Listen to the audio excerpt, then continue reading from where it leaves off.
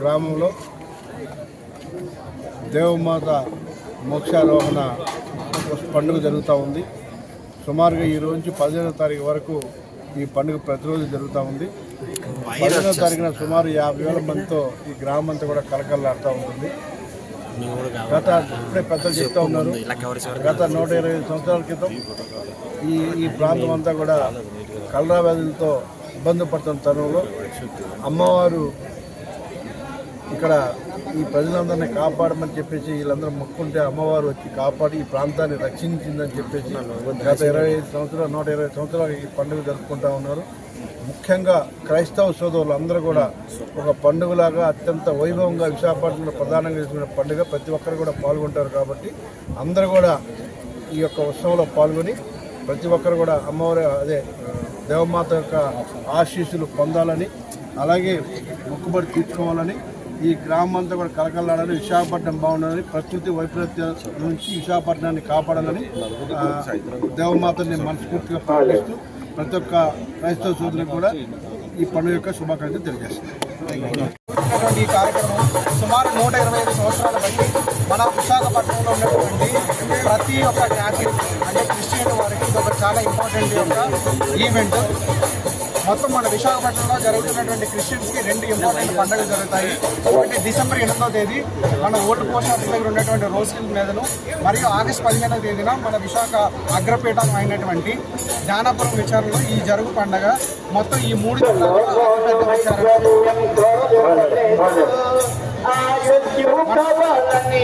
ఈరోజు మనకి ఇక్కడ సౌత్ ఎమ్మెల్యే ఎన్నికైనటువంటి వంశీకృష్ణ యాదవ్ గారు ఈరోజు వారి యొక్క మొక్కులు తీర్చుకోవడానికి ఇక్కడికి వచ్చినందుకు, అదేవిధంగా వారికి ఈ గెలుపొందిన శుభ సందర్భంలో మా దేవమాత యొక్క కృప, దయ, కరుణ అన్ని విశాఖ సౌత్ నియోజకవర్గం మీద ఉండాలని కోరుకుంటూ, అదేవిధంగా విశాఖపట్నంలో ఉన్నటువంటి సుమారు 40,000 మంది సౌత్లో ఉన్నటువంటి క్రిస్టియన్ మైనారిటీ వాళ్ళకి ఇది ఒక అతి పెద్ద పండుగ. ఈ రోజు మొదలుకొని ఈ 1వ తేదీ మొదలుకొని 15వ తేదీ వరకు ప్రతిరోజు 14 రోజులు దేవమాత తేరును ఊరేగిస్తామండి. ఈ తేరు ఊరేగింపు సందర్భంగా ఈ దేవమాత తేరు ఈ పురవీధుల్లో నడుచున్నప్పుడు ఈ విశాఖపట్నంతో పాటు జ్ఞానాపురంలో ఉన్నటువంటి ప్రతి ఒక్క బిడ్డ కూడా ఈ మొక్కుబడి తీర్చుకుంటారండి.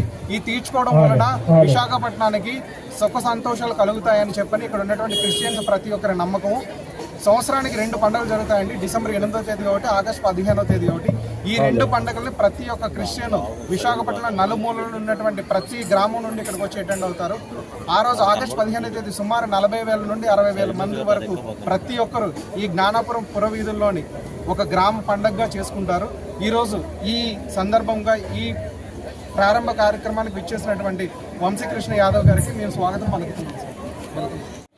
జ్ఞానాపురం కథోలిక గురుమండల కాపరిని ఈరోజు నుంచి ఈ విశాఖపట్నం జ్ఞానాపురం గ్రామంలో విచారణలో పరిశుద్ధ మరీ తల్లి వేడుకలు జరగటం ప్రారంభమయ్యాయి. ఆనవాయితీగా ఈ గ్రామ ప్రజలకు గొప్ప విశ్వాసం. అలనాడు 125 సంవత్సరాల క్రితం ఈ గ్రామం వరదల్లో మునిగిపోయి కలరా వ్యాధితో చాలామంది ప్రజలు ప్రాణాలు కోల్పోతుంటే ఆ ప్రజలకు భరోసానిస్తూ అప్పటి మిషనరీ గురువులు ఈ గ్రామాన్ని సందర్శించి వీరి కోసం ప్రార్థన చేసి ఈ గ్రామాన్ని పరిశుద్ధ మరీ తల్లికి అంకితం చేశారు. అప్పటి నుండి అద్భుత రీతిలో ఈ కలరా వ్యాధి పూర్తిగా అంతరించిపోయి ప్రజలు ఆరోగ్యంగా జీవనం గడపసాగారు. దాన్ని పురస్కరించుకుని అప్పటి నుండి ఇక్కడ క్రైస్తవ విశ్వాసం, ముఖ్యంగా కథోలిక విశ్వాసులు ప్రతి సంవత్సరం ఆగస్టు నెలలో 1వ తారీఖు నుండి 15వ తారీఖు వరకు ఎన్నో విధాలుగా సాక్ష్యం చెబుతూ దేవునికి కృతజ్ఞతగా మరీ తల్లికి వందనం చెల్లిస్తూ వారి సంబరాలు చేస్తూ ఉంటారు. ఈరోజు మొట్టమొదటి రోజు, ఈ రోజున ఈ యొక్క కార్యక్రమాలు ప్రారంభమయ్యాయి. రేపు పొద్దున్న 15వ తారీఖున జరుపుకోబోయే దేవమాత మోక్షారోహణ పండుగ పురస్కరించుకొని సిద్ధపాటు దినాలుగా ఈరోజు ఈ కార్యక్రమాన్ని మనం ప్రారంభించాము. దేవాలయములు చక్కని దివ్య బలి పూజ, పరిశుద్ధ బలితల యొక్క పవిత్రత గురించి ప్రసంగాలు చెప్పబడ్డాయి. తదుపరి ఇక్కడ పుణ్యక్షేత్రం దగ్గర చేరుకొని భక్తులందరూ కూడాను వచ్చి ఆ మరీతల్లిని సందర్శిస్తూ భక్తిభావాన్ని, గౌరవ మర్యాదలను సమర్పిస్తూ ఉన్నారు. తదుపరి జెండా ఆవిష్కరణ జరిగి పండగ శుభసూచకంగా ఆవిష్కరణ చేసి అందరూ కూడా ఈ యొక్క సంబరాలను ప్రారంభించారు.